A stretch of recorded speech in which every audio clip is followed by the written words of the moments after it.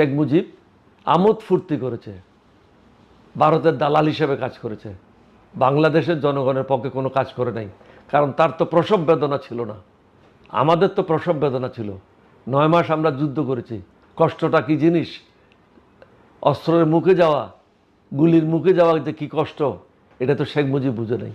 সে তো পাকিস্তানের আতিথেয়তা গ্রহণ করে ওখানে মুরগি আর ছাগলের মাংস খেয়েছে।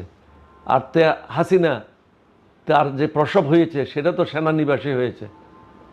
পাকিস্তান সেনাবাহিনীর সাহায্যে তার ছেলে, তাকে নিয়ে যাওয়া হয় সেনাবাহিনীর হসপিটালে, ওখানেই তো তার বড় ছেলে জয়ের জন্ম হয় এবং পাকিস্তানের কাছ থেকে ভাতা পাইতো। আমি একাধিকবার আপনাকেও বলেছি, সবাইকে বলেছি। সুতরাং তারা পাকিস্তানকে গালি দেবে, তাদের মুখে এটা মানায় না, কারণ তাদের ভরণ পোষণ করেছিল পাকিস্তানিরা। তার ছেলে হয়েছে পাকিস্তানের সামরিক হসপিটালে।